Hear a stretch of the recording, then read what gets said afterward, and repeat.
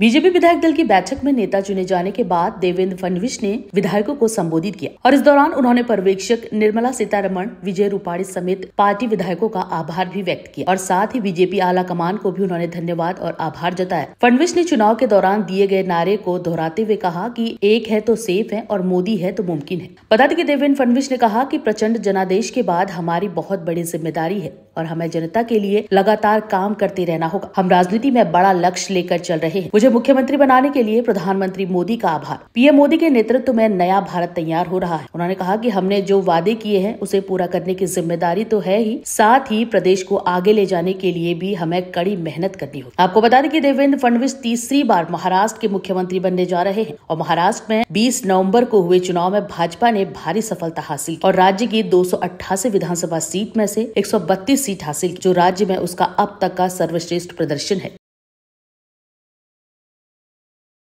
देखिए, भारतीय जनता पार्टी के विधिमंडल के नेता के तौर पर आज उनका चुनाव हो चुका है और मुख्यमंत्री भी बनने जा रहे हैं। उनकी भी हैट्रिक हो चुकी है, तो हमने बहुत सारी उनको शुभकामनाएं दी और हम लोग भी देखेंगे कि ये जो महाराष्ट्र की जनता ने विश्वास जताया उस पर हम लोग देवेंद्र जी के माध्यम से कैसे खरे उतरेंगे। हिंदवी स्वराज्याचे संस्थापक छत्रपती शिवरायांना मानाचा मुजरा करतो। भारतीय राज्यघटनेचे शिल्पकार भारतरत्न डॉक्टर बाबासाहेब आंबेडकर यांना मानवंदना अर्पित करतो।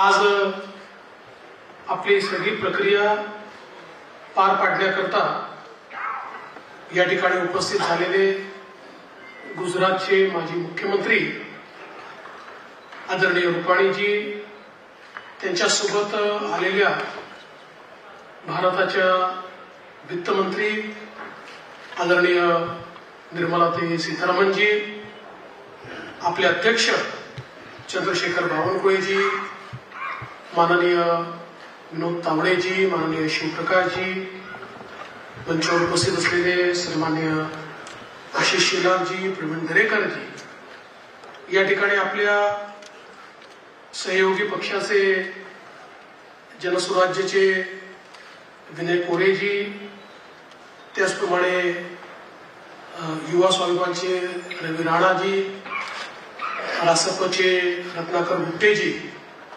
आपल्याला ज्यांनी समर्थन दिलं ते एकमेव अपक्ष आमदार शिवाजी पाटील, भारतीय जनता पक्षाचे विधानमंडळातील माझे सर्व ज्येष्ठ सहकारी, कोर कमिटीचे सर्व सदस्य, माझ्या सर्व भगिनी आणि बंधूंनो, सर्वप्रथम आपल्या सर्वांचे मी आभार मानतो की आपण एकमताने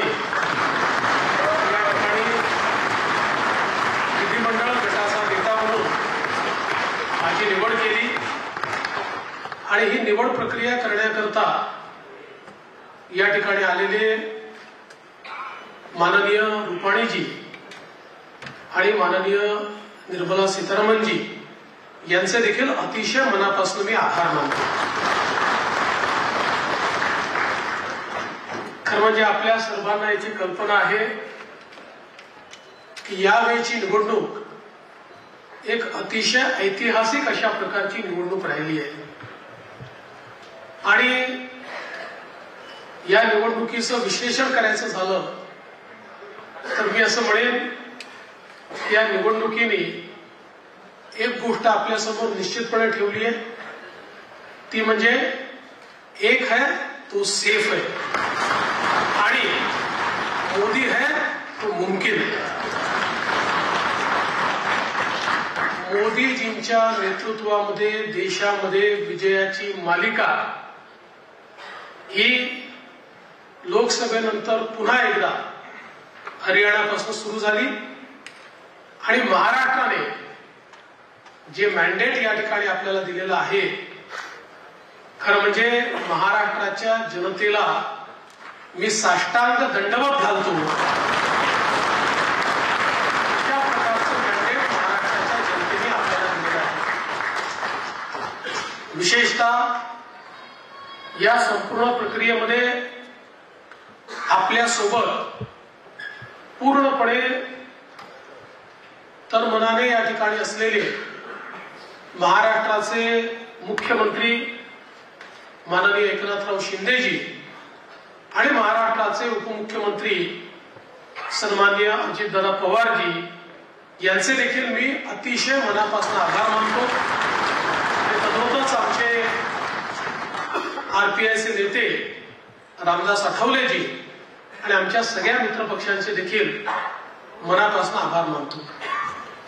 खरं म्हणजे अतिशय महत्वाचं अशा प्रकारचे वर्ष आहे।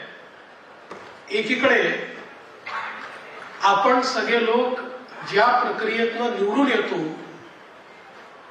ती प्रक्रिया ज्या संविधानाने आपल्याला दिली, भारतरत्न डॉक्टर बाबासाहेब आंबेडकरांनी तयार केलेलं आमचे संविधान, या संविधानाची 75 वर्ष पूर्ण होत आहे। आणि म्हणून सर्वार्थानं एक अत्यंत महत्वाचं अशा प्रकारचे वर्ष आहे।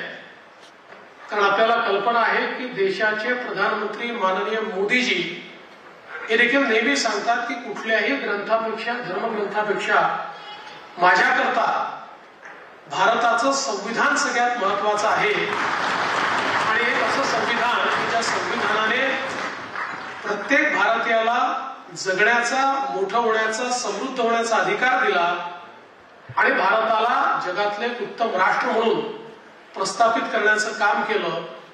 अशा या संविधानाच्या 75 वर्ष पूर्ण होणाऱ्या अमृत महोत्सवी वर्षात पुन्हा एकदा या ठिकाणी आपण सरकार स्थापन करतोय।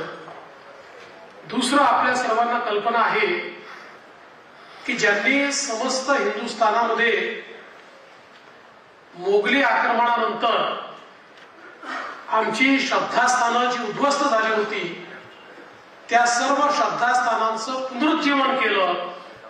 त्या राजमाता अहिल्यादेवी होळकर यांचंही 300वे जयंती वर्ष हेच आहे। त्यामुळे मला असं वाटतं की ही देखील एक अत्यंत महत्वाची गोष्ट आहे। त्यासोबत ज्यांनी इंग्रजांच्या विरुद्ध जल, जमीन आणि जंगल वाचवण्याचा लढा उभारला आणि खऱ्या अर्थानं इंग्रजांना सळो की पळो करून सोडलं, ते भगवान बिरसा मुंडा यांची ही 125वी जयंतीचं हे वर्ष या ठिकाणी आपण साजरं करतोय। आणि अर्थातच आपल्या सर्वांचे लाडके नेते